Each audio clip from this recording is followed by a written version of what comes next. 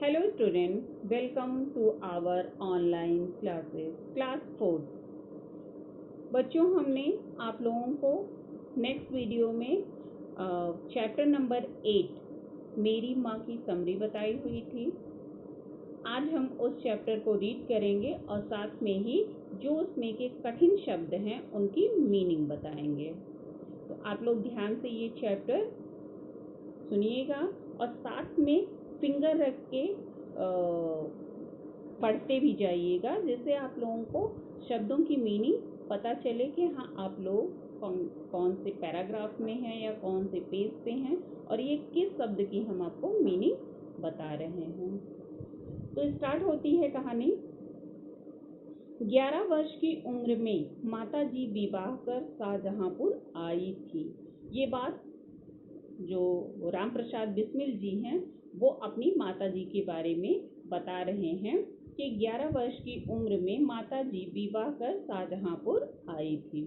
उस समय में बहुत कम उम्र में विवाह हो जाया करते थे, शादी हो जाया करती थी। उस समय आप नितांत अशिक्षित, नितांत मीन्स होता है पूरी तरह से या संपूर्ण रूप से, अशिक्षित, शिक्षित नहीं थी मतलब पढ़ी लिखी नहीं थी, एक ग्रामीण कन्या के सदृश थी, मतलब एक ग्रामीण कन्या की तरह वो दिखाई देती थी। शाहजहांपुर आने के थोड़े दिनों बाद ही दादी जी ने अपनी छोटी बहन को बुला लिया।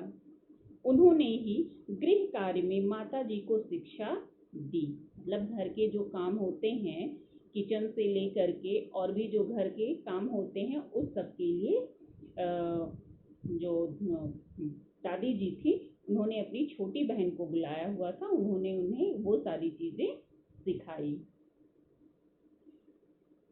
थोड़े ही दिनों में माता जी ने सभी गृह कार्य समझ लिया और भोजन आदि का ठीक ठीक प्रबंध करने लगी।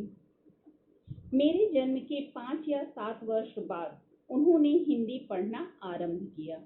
जब वो पूरी तरह से अशिक्षित थी, उन्हें पढ़ना लिखना नहीं आता था, तो जब बिस्मिल जी का जन्म हुआ तो उसके जन्म के 5 या 7 साल के बाद से उन्होंने धीरे धीरे पढ़ाई लिखाई स्टार्ट किया। पढ़ने का चाव मीन्स इच्छा उन्हें स्वयं ही पैदा हुआ, मतलब पढ़ने की इच्छा उनके अंदर स्वयं ही उत्पन्न हुआ। मोहल्ले की संग सहेली जो घर पर आ जाती थी, उन्हीं में से जो शिक्षित थी माता जी उनसे अक्षर बोध करती थी। जो लोग पढ़ी लिखी थी, जो मोहल्ले की लड़कियां महिलाएं आती थी जो पढ़ी लिखी थी, उन्हीं से वो अक्षर का ज्ञान लिया करती थी। इस प्रकार घर का सब काम कर चुकने के बाद जो कुछ समय मिल जाता उसमें पढ़ना लिखना करती। परिश्रम के फल से थोड़े ही दिनों में वे हिंदी की पुस्तकों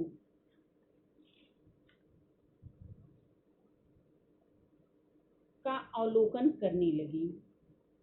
अब यहाँ पे अवलोकन का मतलब हो गया देखना, मतलब जो हिंदी की पुस्तकें रहती थी उसे वो उलट पलट के देखने का की इच्छाएं या देखने की रुचि उनमें उत्पन्न होने लगी। वो देखें कि हाँ ये क्या चीजें हैं। मेरी बहनों को छोटी आयु में माता जी ही शिक्षा दिया करती थी। वो इतनी शिक्षित हो गई कि वो अपनी लड़कियों को, जब वो छोटी थी उस समय वो उनको उनकी माता जी ही शिक्षा दिया करती थी। जब से मैंने आर्य समाज में प्रवेश किया तब से माता जी से खूब बातचीत होती थी। यदि मुझे ऐसी माता ना मिलती तो मैं भी अति साधारण मनुष्य की भांति संसार में फंसकर जीवन निर्वाह करता। निर्वाह करने का मतलब होता है कि निभाना या गुजारना।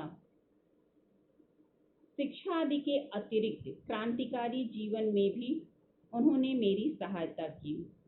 शिक्षा के साथ साथ, पढ़ाई लिखाई के साथ साथ उन्हें क्रांतिकारी, मतलब जो उन्होंने आज़ादी के लिए लड़ाई लड़ी हुई थी उसमें भी उन्होंने सहायता की थी, मतलब उनको प्रोत्साहित किया था। किंतु उनका सबसे बड़ा आदेश मेरे लिए यही था कि किसी की प्राण हानि ना हो, मतलब ऐसा काम करो कि किसी की प्राण हानि ना हो, किसी के प्राणों को नुकसान ना हो। उनका कहना था कि अपने शत्रु को भी कभी प्राण दंड मत देना। जो आपके शत्रु हैं, जो आपके दुश्मन हैं, उन्हें भी कभी आप प्राण दंड मत देना। जन्मदात्री जननी, इस जीवन में तो आपका ऋण चुकाने के प्रयत्न करने का अवसर भी ना मिला। ऋण मीन्स होता है कर्ज। इस जन्म में तो क्या, यदि अनेक जन्मों में भी सारे जीवन प्रयत्न करूं तो भी आपसे उऋण नहीं हो सकता, मीन्स कर्ज मुक्त नहीं हो सकता। जिस प्रेम तथा दृढ़ता के साथ आपने इस तुच्छ जीवन का सुधार किया है वह अवर्णीय है। अवर्णीय का मतलब होगा वर्णन से परे है। आपकी प्रेरणा से ही मैं देश सेवा में संलग्न हो सका। धार्मिक जीवन में भी आपके ही प्रोत्साहन ने सहायता की। जो कुछ शिक्षा मैंने ग्रहण की उसका भी श्रेय आपको ही जाता है। जिस मनोहर रूप से आप मुझे उपदेश देती थी उसका स्मरण कर मस्तक स्वतः नत हो जाता है। स्वतः मीन्स स्वयं, नत मीन्स झुकना या नतमस्तक होना। स्वयं ही सर आपके आदेशों के आगे, जो आपने उपदेश दिए हुए थे, अच्छे वचन बताए हुए थे, अच्छी अच्छी बातें बताई हुई थी, आदर्शों वाली बातें बताई हुई थी, उसके बारे में जब मैं सोचता हूँ तो खुद से ही मेरा सर झुक जाता है कि आपने कितनी ऊंची बातें मुझे बताई हुई थी। आपको यदि मुझे ताड़ना भी देनी हुई तो आपने प्रेम भरे शब्दों में यही कहा कि मुझे जो अच्छा लगे वह करो, किंतु ऐसा करना ठीक नहीं। जीवन दात्री आप ही सदैव मेरी सहायक रही। जन्म जन्मांतर तक परमात्मा ऐसी ही माता दे, यही इच्छा है। बड़े से बड़े संकट में भी आपने मुझे अधीर न होने दिया। सदैव अपनी प्रेम भरी वाणी को सुनाते हुए मुझे सांत्वना देती रही। इस संसार में मेरी केवल यह इच्छा है कि एक बार श्रद्धा पूर्वक आपके चरणों की सेवा करके अपने जीवन को सफल बना लूं, किंतु यह इच्छा पूर्ण नहीं दिखाई देती। अब तो आपको मेरी मृत्यु का दुखद समाचार सुनाया जाएगा। माँ, मुझे विश्वास है आप यह समझकर धैर्य धारण करेंगी कि आपका पुत्र माताओं की माता भारत माता की सेवा में अपने जीवन को भेंट कर गया और उसने अपने कुल को कलंकित न किया। कलंकित मीन्स बदनाम नहीं किया। अपनी प्रतिज्ञा में दृढ़ रहा। जब स्वाधीन भारत का इतिहास लिखा जाएगा तो उसके किसी पृष्ठ पर उज्जवल अक्षरों में आपका भी नाम लिखा होगा। जन्मदात्री वरदे कि अंतिम समय भी मेरा हृदय किसी प्रकार विचलित न हो। विचलित मीन्स होता है चंचल, या मेरा मन कहीं भटके न। वर मीन्स होता है आशीर्वाद। और आपके चरण कमलों को प्रणाम कर मैं परमात्मा का स्मरण करता हुआ शरीर का त्याग कर सकूं।